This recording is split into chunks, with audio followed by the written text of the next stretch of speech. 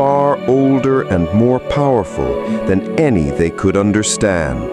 The days that followed the crash were a living nightmare for the survivors, Mr. Abernathy recounted, his voice now filled with a sense of stark reality. The storm eventually calmed down, leaving behind a scarred landscape and an atmosphere of deep despair.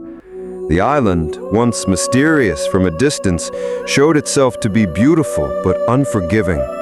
Thick, tangled jungle filled the inside. The air was heavy with humidity, and the jagged coastline offered little in the way of safe harbor or resources. The thousands of passengers had dwindled to a few hundred, huddled together on a dangerous stretch of beach, surrounded by the broken remains of the Titanis. Food and fresh water quickly became the most urgent concerns. Desperation ate at their determination.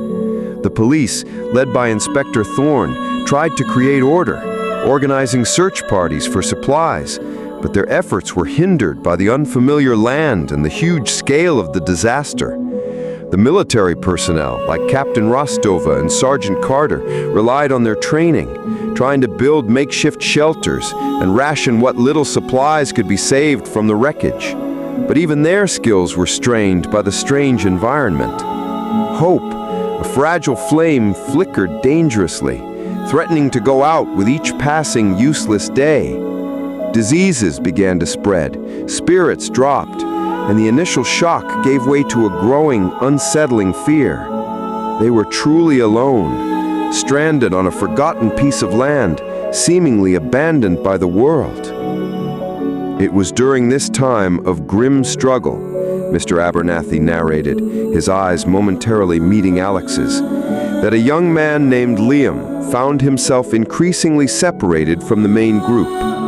Liam was a tourist, a quiet, thoughtful young man who had booked passage on the Titanis, seeking a break from his boring city life. He wasn't a natural leader, nor was he particularly strong or skilled in survival. But he had a natural curiosity, a gentle nature, and an unusual sensitivity to the world around him. He found the constant arguments and falling morale of the main camp increasingly hard to bear. Driven by a vague feeling, and perhaps a desperate need for solitude, he began to venture further along the coastline, away from the grim reality of the survivors' camp, drawn by the island's haunting beauty and the whisper of the waves. One afternoon, after days of searching without success for freshwater sources away from the crowd